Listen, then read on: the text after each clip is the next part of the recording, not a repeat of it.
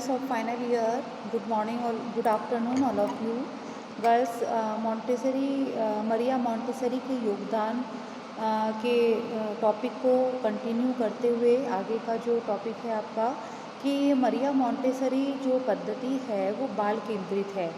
Montessori पद्धति बाल केंद्रित है और बच्चे अपनी इच्छा अनुसार क्रिया चुनने के लिए इसमें स्वतंत्र होते हैं, तथापि स्वतंत्रता के साथ साथ में संरचना भी निहित रहती है।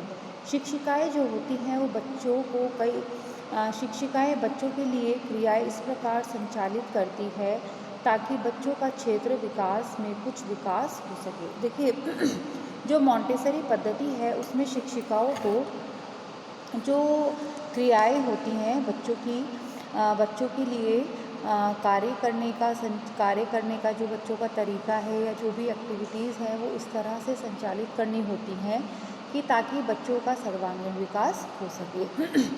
अब देखते हैं कि अध्यापक की भूमिका में कि मॉन्टेसरी ने अध्यापिका और शिक्षिका के स्थान पर निर्देशिका शब्द का प्रयोग किया, क्योंकि उनके विचार में शिक्षिका का कार्य निर्देशन देने का होता है, ना कि शिक्षण या पढ़ाने का। देखिए जो भी कोई बच्चों को सही कार्यों के लिए निर्देश दे, उसको कदम कदम पर कार्यों के लिए मोटिवेट करे, कार्य करने के लिए मोटिवेट करे, सीखने के लिए मोटिवेट करे, उनको प्रेरित करे, तो उसे निर्देशिका कहते हैं। वो निर्देशन देना कहलाता है। तो इसलिए मरिया मॉन्टेसरी ने अध्यापिका और शिक्षिका के स्थान पर निर्देशिका शब्द का प्रयोग किया कि जो भी विद्यालय में बच्चों को दिशा निर्देश दे वो निर्देशिका होती है। तो निर्देशिका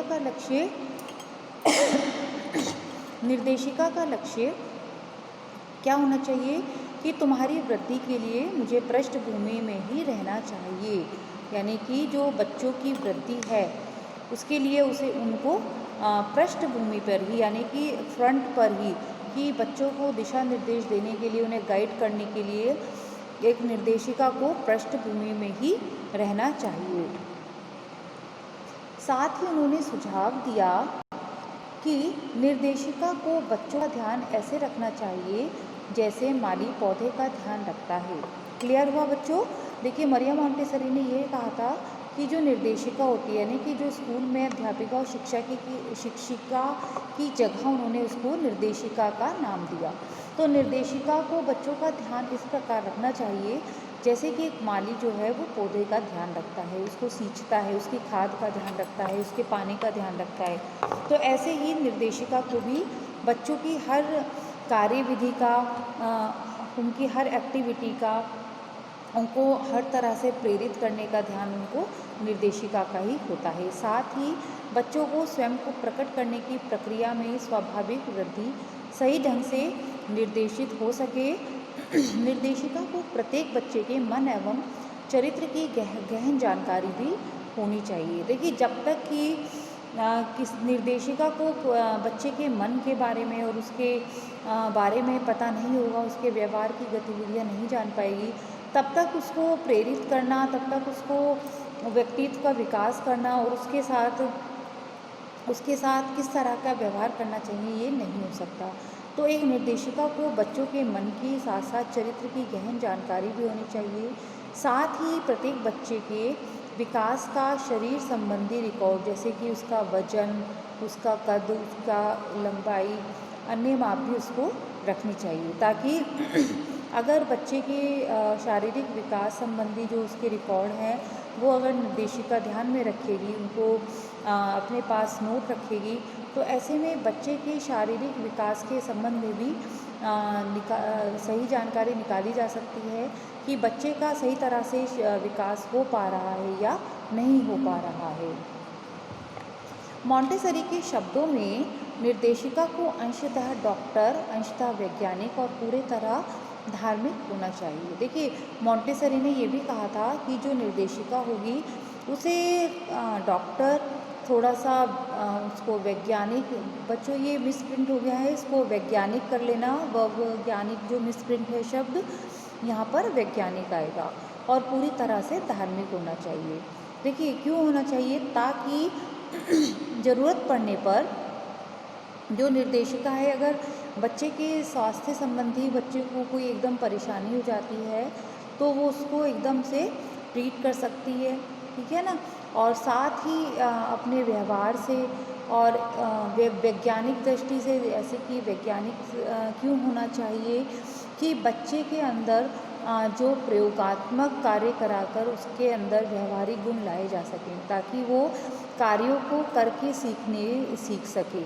और साथ ही धार्मिक भी होना चाहिए, ताकि बच्चों के अंदर ज़्यादा से ज़्यादा नैतिक शिक्षा का विकास किया जा सके, बच्चों को मॉरल वैल्यूज़ बताई जा सकें, उनके लिए क्या सही है, क्या गलत है, क्या उचित है, क्या अनुचित है। तो ये सब चीज़ें एक निर्देशिका के अंदर होनी चाहिए। साथ ही एक डॉक्टर की तरह स्थिति को बिगड़ने नहीं देने से के लिए बच्चों को ना तो डांटना चाहिए और ना ही उस पर हावी होना चाहिए। यानी कि एक निर्देशिका ऐसी होनी चाहिए कि कभी भी कोई गलती हो जाए तो बच्चों को ना तो डांटे और ना ही उस पर वो हावी हो, और एक वैज्ञानिक की भांति उसे परिणाम प्राप्त होने तक धैर्यतापूर्वक प्रतीक्षा करनी चाहिए। देखिए, यानी कि वो अपना कार्य कर रही है, वो ऑब्ज़र्व भी कर रही है बच्चों को, साथ में वो बच्चों की क्रियाविधि पर ध्यान दे रही है, उनकी व्यवहार कुशलता पर ध्यान दे रही है। और वो जब बच्चों को नित नए नए प्रयोगात्मक कार्य या नए नए व्यावहारिक कार्य जो बच्चों को सिखाए जाते हैं, जिससे बच्चा बहुत से कार्य अपने रूटीन में करना सीखता है और अपने जीवन में उनको अपनाकर अपने व्यक्तित्व का अच्छे से विकास करता है। तो बच्चे के अंदर किसी भी बच्चे के अंदर चेंज लाना, तो उसके परिणाम, यानी कि अगर किसी बच्चे को के व्यवहार में चेंज लाना है तो उसके परिणाम प्राप्त होने तक उसको धैर्य रखना होगा, प्रतीक्षा करनी होगी। जैसे कि एक वैज्ञानिक करता है कि अपने एक्सपेरिमेंट के बाद उसके सफल होने के लिए वो प्रतीक्षा करता है। तो एक निर्देशिका को डॉक्टर, वैज्ञानिक और एक तरह से धार्मिक भी होना चाहिए। एक धार्मिक व्यक्ति की तरह उसे बच्चों को सेवा करने के लिए सदा तत्पर रहना चाहिए। बच्चों को उसके अपने आंतरिक नियम के अनुसार बढ़ने देना चाहिए और उसका कार्य बच्चे के विकास के लिए समुचित वातावरण प्रदान करना होता है। देखिए, एक निर्देशिका का यह भी कार्य है कि वो बच्चों की सेवा करने के लिए सदा तत्पर रहे, ठीक है।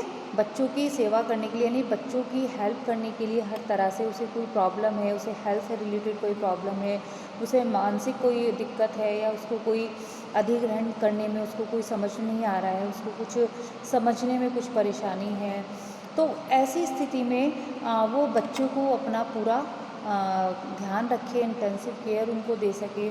साथ ही कि बच्चों की किसी भी कोई भी परेशानी हो तो उसमें वो उसके लिए पूरी तरह से उनके लिए तत्पर रहे।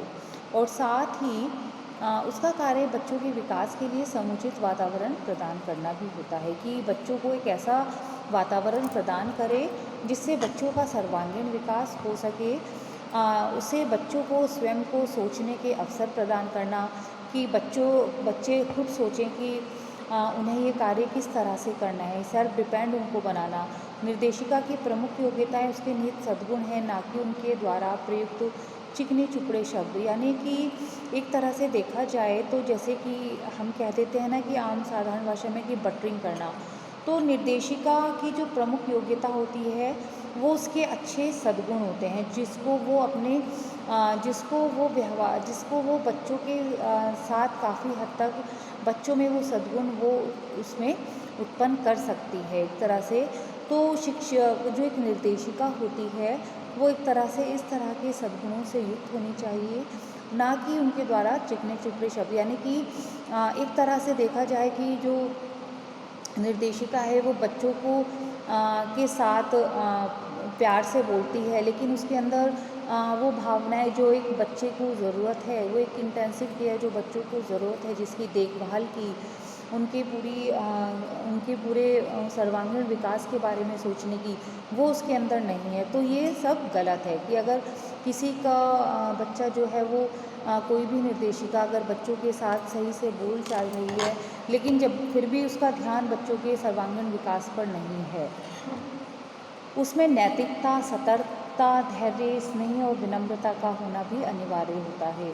देखिए, एक निर्देशिका में नैतिकता का गुण, सतर्कता, धैर्य, स्नेह और विनम्रता, जब तक एक निर्देशिका में स्वयं खुद ये गुण नहीं होंगे तब वो बच्चों को ये कैसे प्राप्त करा सकती है। बच्चे जो है जिसके साथ वो टाइम स्पेंड करेगी या बच्चों के को जो भी वो सिखाने वाला है, जो लर्नर है, जब वो ही नैतिकता, सतर्कता और इन गुणों से युक्त नहीं होगा, विनम्रता से युक्त नहीं होगा, तो वो बच्चों को किस तरह से सीख दे सकता है। उसको क्रोध का परित्याग करना होगा, क्योंकि क्रोधित होने से बच्चों को समझ में नहीं आ पाएगा। ठीक है, यानी कि अगर बच्चों को जितना ज़्यादा प्यार से समझाया जाएगा, बच्चा उतना ज़्यादा अधिगम करेगा। साथ ही बच्चे की आत्मा जो शुद्ध और अत्यधिक संवेदनशील होती है, उस आत्मा को सर्वाधिक नाजुक देखभाल की आवश्यकता होती है। यानी कि ये भी माना जाता है कि बालक का मन एक कोरी स्लेट के समान होता है। आत्मा उसकी जो शुद्ध और संवेदनशील होती है, उसमें कुछ भी भर दिया जाए, कुछ भी सिखा दिया जाए उसको, वो सीख जाता है। तो एक निर्देशिका ऐसी होनी चाहिए जो बच्चों के मस्तिष्क पटल पर, मानसिक पटल पर उसके इस तरह से बच्चों को नैतिकता, सतर्कता, धैर्य का, विनम्रता का गुण उनके अंदर उनको दे, ताकि बच्चों का हर क्षेत्र में सर्वांगीण विकास हो सके। तो आई होप गर्ल्स आपको आज का टॉपिक समझ में आया होगा। मॉन्टेसरी का योगदान का जो ये टॉपिक है, इससे नेक्स्ट वीडियो लेक्चर में हम पढ़ेंगे मॉन्टेसरी के दोष के बारे में, मॉन्टेसरी पद्धति के क्या गुण हैं और क्या दोष हैं। Okay girls, thank you.